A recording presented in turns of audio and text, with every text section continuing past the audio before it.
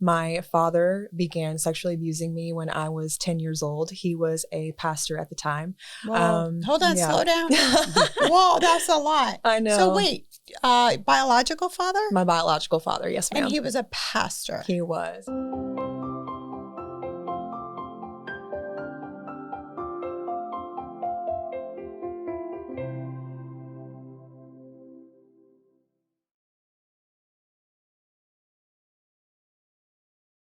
Hi, I'm Angela Williams, And I'm Katie Sedano. and I'm a survivor of child sexual abuse. And I'm a survivor of child sexual abuse.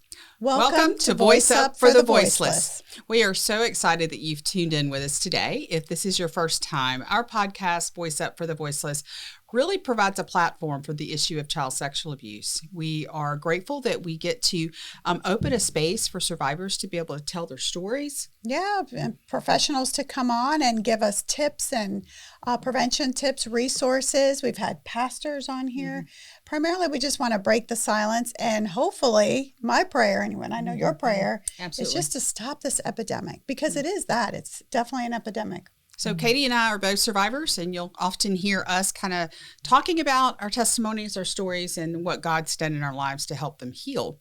But without further ado, we are so excited that we have a guest. Will you introduce our guest for us? Yes, Kingsley Rivera, right? Did I say that right? Yes, ma'am, that is right. Is that a Spanish last name?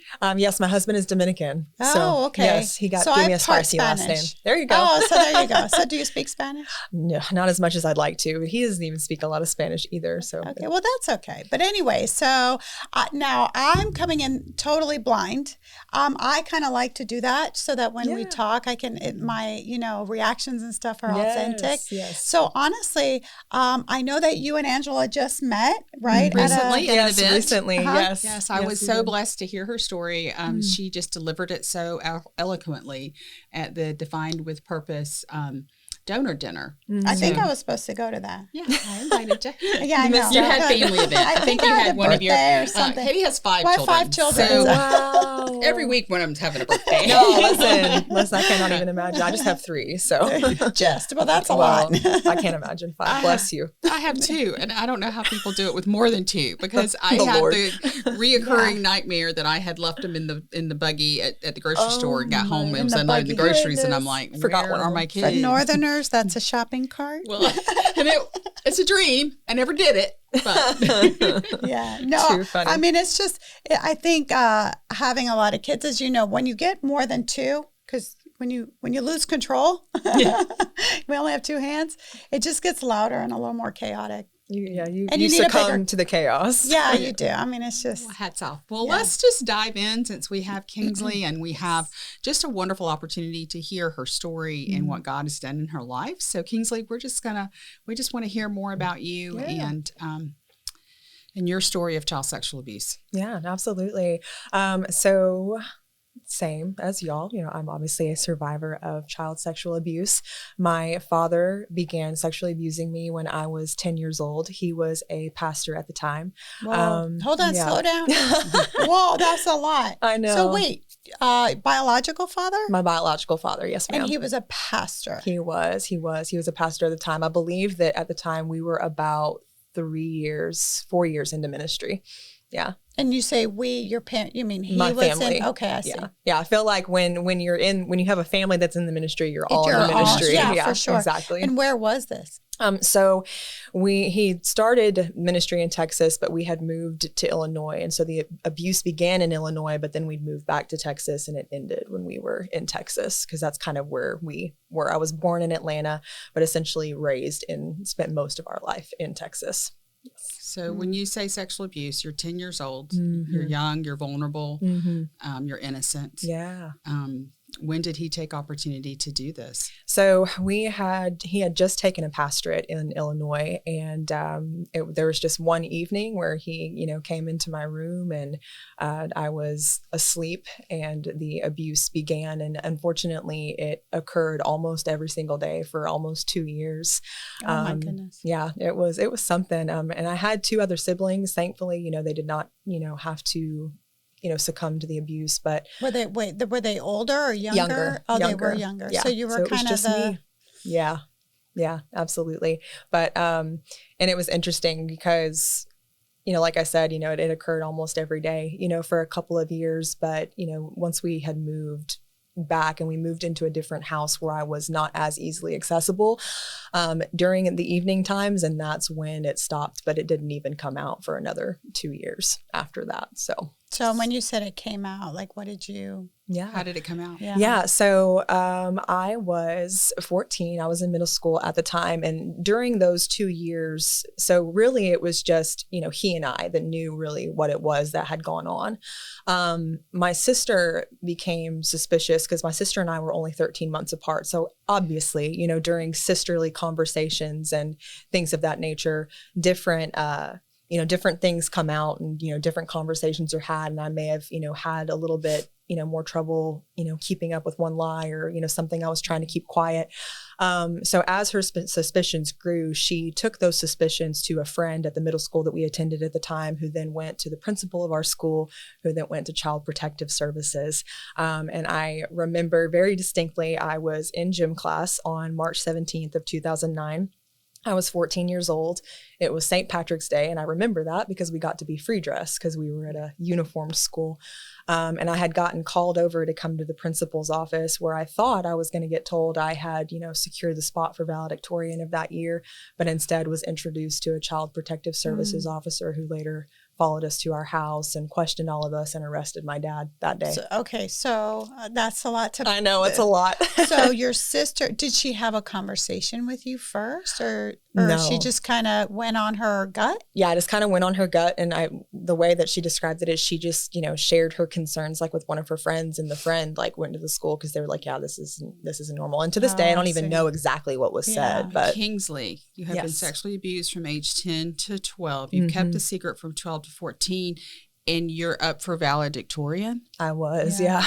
Oh, my goodness. Yeah. So you were really masking and excelling. Oh, yes, absolutely. Definitely and masking, very, very much bound to the performance mentality of things, not just being an oldest child, but also having had, endured the abuse, having had, younger siblings. And we were still in the church at this time. I was serving. I was a Sunday school teacher. At this time I was helping like with our children's programs. I was helping in the choir. I was, doing all kinds of stuff. Like we were, cleaning up the church and serving in various ministries. So, I was just kind of had really just pushed everything like to the back. So tell us about that day. Did you feel like your world had fallen apart? Oh goodness, yes. Yeah, I remember, whenever I was introduced to the Child Protective Services officer, obviously I knew exactly why he was there. And I also knew at that point that there was no running away from it. There was no trying to hide it because, the truth had already come out. And at that point, I really do feel like it was just being kept by the Spirit that kind of gave me permission to just let them know like what it was that had gone on. And I remember that my father was actually the one that was picking us up from school that day.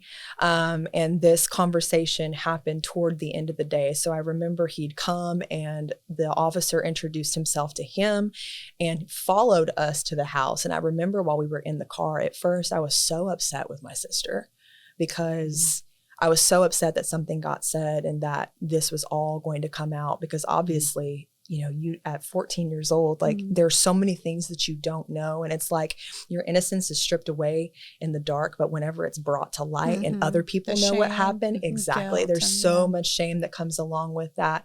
And I remember when we got to the house immediately, my mom just like running out of the front door, like with just tears in her eyes because she'd obviously supportive tears. Oh goodness, yes. Like, well, she was mortified. She was mortified that this is something that had happened. What was the conversation between you and your dad in the car? Yeah, in the car. I didn't. On the way home. He just turned around to me. He was like, "I'm so sorry," and I was like, "Okay." And he was like, "I'm so sorry. Like, I'm so sorry. I'm so sorry." And that's really like all that could be said. And my sister and I were kind of going at it. She was freaking out. I was freaking out. We were freaking out. That's really like the best way to describe it. So what happened when you got home with Child Protective Services in tow? Like I said, my mom immediately ran out because she had already gotten a call from the school. My brother was there. He was 5 at the time. And, the officer introduced himself to all of us. My sister, my mom, and I, we were all just embraced like in this hug of like, we have no idea, what's about to happen. Right. Exactly. We had no clue what was about to happen. So the officer followed us inside. My mom was obviously very upset with my father. And we were questioned extensively, by the officer, all of us, and including my little brother. We were all questioned about, what it was that had happened. And even at this time, I was very careful with what I was saying, because obviously there were certain verbiage that I didn't even know how to begin to explain, what it was that happened. And that didn't even come out until I spoke with a forensic psychologist as the, case progressed. Exactly. As the case progressed. So we just, after he questioned everybody, he arrested my father. They had another officer come. He was arrested. He was read his rights, and then they removed him from the house. And we all were just kind of there, like in trying shock, to probably literally, literally in shock. And, the next day my mom had to go tell the church. It was, and then like I said, I remember it was a Tuesday because we had to go for Wednesday night service, and she had to get up in front of the congregation with us, which was mortifying as well, and let them know like what had happened and that their pastor was arrested for sexually abusing his daughter. And it was just So I have crazy. to ask, did more victims come forward? No. The state prosecutor wanted that to be the case. But it was not. There was nobody else that came forward. And there was, as far as we know, even to this day, there was nobody but me, thankfully. So what happened to your father? In November of 2009, he pled guilty, thankfully. Now he didn't plead. Spare you from all the details and stuff. Yeah. He didn't plead guilty, to specifics. He just said, oh, whatever she says happened is what happened. And he was sentenced to 50 years in prison with chance of parole after 25 in November of 2009. Wow, 50? 50. Yep. So he is still there. Smith County doesn't play. In Texas. In Texas, yes. We need to send everybody No, to Texas. seriously, you need to send everybody to Texas because they don't play around with this stuff. I heard you wrong. 50. 50 still serving? He is still there. I believe that he's in a different prison now. I think that they had him moved to North Texas, but because it was multiple counts, obviously, like they put him on multiple counts of, child sexual abuse, child endangerment, child molestation. So that hit him with, I think, like 9 to 12 counts, I think. And they were like, let's just let me reel it back a little bit, because I'm thinking, because for us, we never, I know, none of our, we never got justice. Our perpetrators were never held accountable, other than some of them saying, yeah, I did it. And then not even really getting ostracized. I don't think for you either. I mean, they just lived their lives as if, oh, okay, yeah, he did this and whatever. God intervened with my perpetrator. With yours, a very violent death. But so since you've had this, obviously, I know a 14-year-old, I remember it vividly, because that's the last time my abuser touched me, and I came forward at 14 as well. But I know that when you're 14, it's like your whole world is your friends and school, and we're going to go to parties. And then this happens, but then he's in jail. How did you feel around that time, and versus how do you feel now? Oh, man. I know that's a loaded question. But. No, well, it's interesting because, so like I said, it was November of 2009 when he was sentenced, and I had just started high school that August. So, and we also had to move. So, because it was all in the news. It was plastered because he was a pastor. Yeah. So it was a thing. Like it was a huge. Very centralized, very big. And, so we ended up moving. And of course, at that time, the only family that we had around was his family. And so that was very difficult. And truthfully, like we had no support. To this day, I'm not even sure who does and does not believe what happened. Sure. So yes, he was out of the picture, but it threw my mom into this single parent dynamic. So I started working in December of that year. I had turned 15 that September. I got my first job that December. So I was working and I was going to high school. And, we were trying to deal with my brother. We were trying to deal with my sister. My mom was, trying to get a job. We had to, move houses. And it was this huge life transition that took place that, now looking back, I am so grateful that he got justice and that's hey, like this cannot happen. But also being able to look back and say, like, I wish that there was more support. I wish that there were some avenues or something, that would have been there to help us, like pick up the pieces. Net or some sort of, Exactly. I think now there's more from what I've. Not enough. I don't know. Yeah, I mean, probably not. Did you ever go to a child advocacy center? Were you able to get counseling and support through an advocacy yes. center? So they had 2 appointments that they gave to us with an advocacy center. Only 2? Only 2. Oh my goodness. Yes. And that was it. Points to the tremendous need. Yes. The tremendous need. That's probably the only 2 appointments they had open. The aftercare. Yes. Available. Yeah. Exactly. So aftercare is a huge problem. And there needs to be a victim's fund. I mean, families need to have a fund, especially a single mom now who's lost her provider, lost her husband, and has 3 children to take care of. Yes. Kudos to your mom. She's a rock. Because she could have, and we have a situation right now with the mom standing with a pedophile, and the child is left, is left in another family's care, but doesn't have her mother. And as bad as it is, just to have your mother's arms around you to say it's going to be okay. Are you seeking hope and healing after the heartbreak of abuse? The book, Loving Me After Abuse, from author Angela Williams, available on Amazon, is like a comforting conversation with a friend who truly understands. The author shares her powerful journey of surviving 14 years of childhood sexual, physical, and emotional abuse. With courage and faith, she overcame shame and dysfunction to find healing and freedom. Through her story, Angela Williams offers guidance, inspiration, and the incredible message of Jesus Christ's power to heal and restore. Don't walk the path of healing alone. Let Loving Me After Abuse be the guide you've been searching for. Available on Amazon and Kindle, paperback, and Kindle Unlimited. Healing is possible, and your journey starts today. Loving Me After Abuse, from author Angela Williams, on Amazon. Means everything. Yeah. Oh yeah. Well, and unfortunately, she was a victim herself. From a couple of different men, I believe, when she was younger than I was. Suspected? No, she didn't. She didn't. Blindsided? Oh, totally. Yeah. I mean, like I said, when you're in a ministry family, you're pastor. She was a pastor as well, and when you're in the midst of it, you're in the midst of ministry, and then all of a sudden this comes out, and it's like, Lord, what? And I really just feel like the next, few years of our lives, like we were just trying to get our heads on straight, and it wasn't long after that my brother was diagnosed with Asperger's syndrome. My sister, was diagnosed with, some mental health issues. I was diagnosed with mental health issues. And we were all just trying to really just gain our footing, I think, for the longest time after. We lived in survival mode for a very long time after, because we just had no clue how to even begin to try to rectify. So you really didn't have time to heal, because you had to go to work and try to help be the mom for your siblings and probably your mom too. Oh yeah, she state of being exactly. Yeah. And she was, oh yeah. I mean, we equated it to, we all had sunburn and we're just rubbing up against each other, not knowing, what to do with it. And she, I'm just so grateful for her, because I'm sure there were many times that behind closed doors, she probably lost it in prayer and lost it in her prayer closet. But, she would always come out, she'd go to work, she'd handle business, she would do what needed to be done.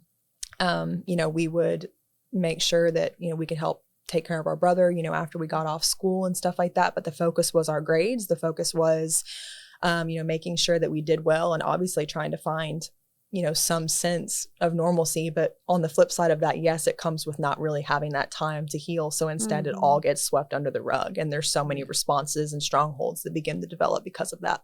Yeah. So fast forward 15 years, how's your mom doing today? Oh, she's amazing. She's great. She's awesome. Oh yeah, she's awesome. She's an amazing sales rep for an educational curriculum company. She is probably one of the most anointed women that I know. She loves the Lord.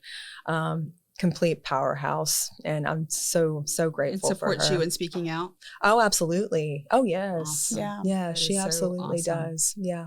So, well, real quickly, I'm sorry. The second part of that question was, how do you feel about it all now? Oh, yeah. I mean, now I can just, looking back on it all, I see the Lord's hand in it in so many different areas. And again, I'm just, I am grateful, for the peace that justice was served in my situation. And I want that to be the same, like for so many other victims.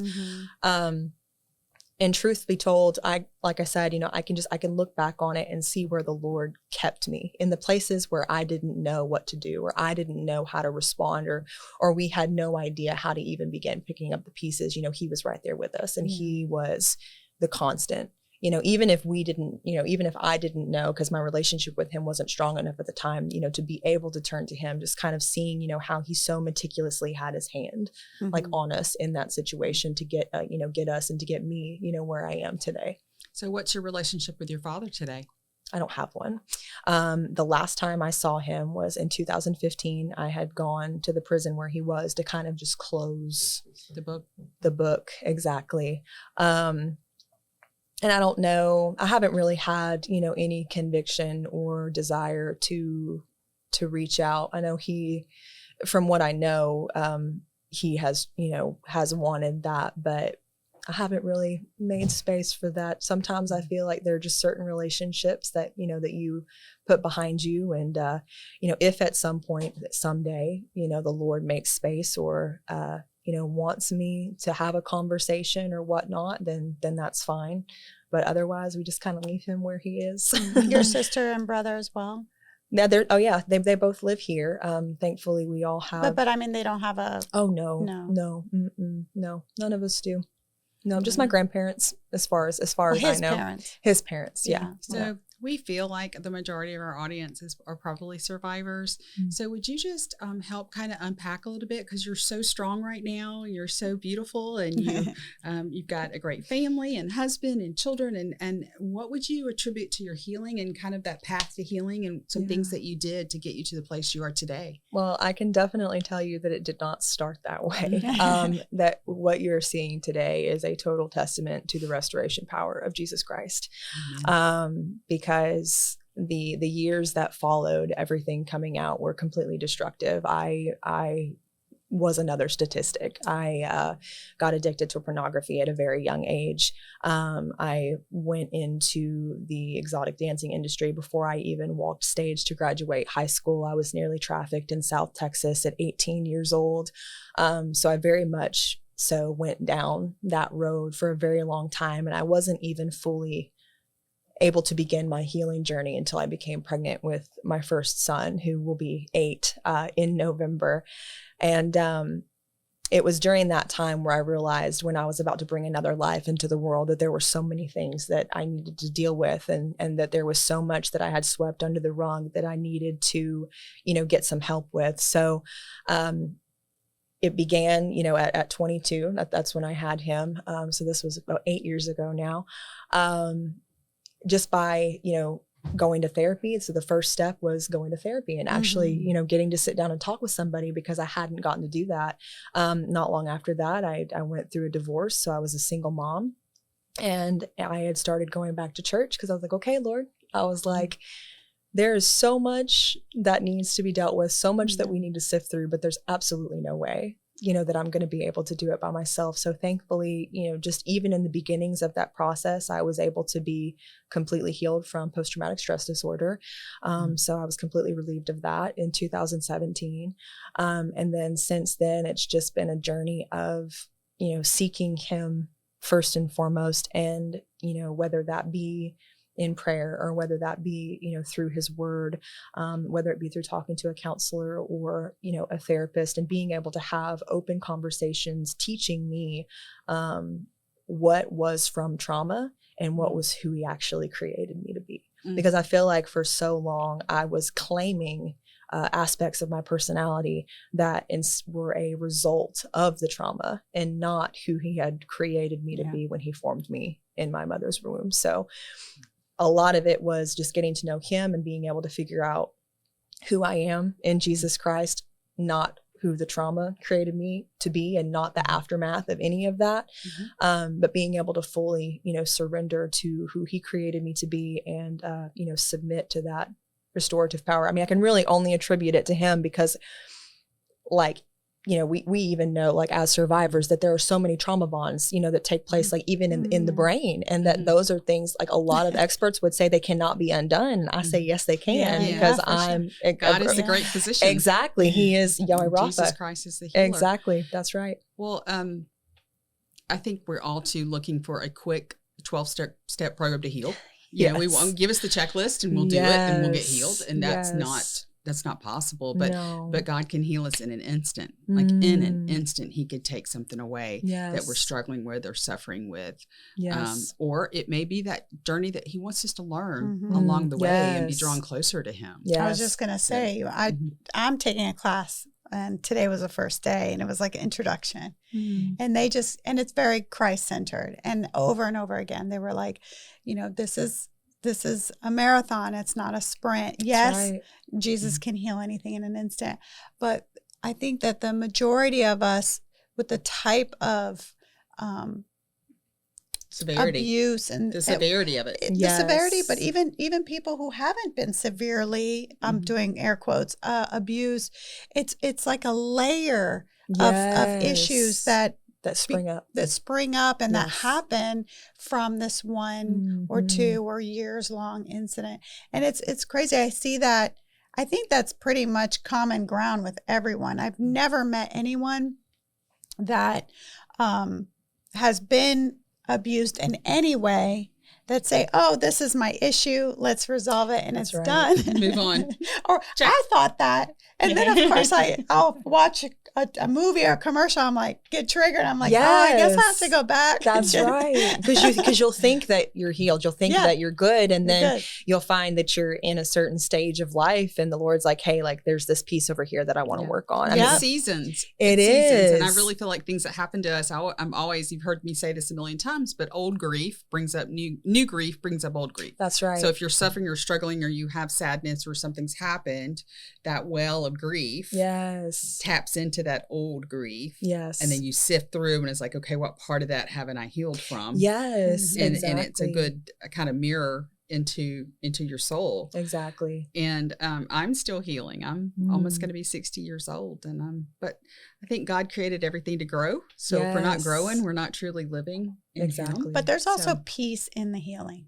Where I think at the beginning, it's turmoil and it's like a little, anxious ridden and all these things that you're not aware of, especially if we've been masking or hiding or acting as if everything's fine. Exactly. I'm not talking about me. But I do feel like as we peel back I call them rose petals. So the onion, that's really good. I like the rose petals. We start getting to the core and there's a beauty in that and there's a peace in that.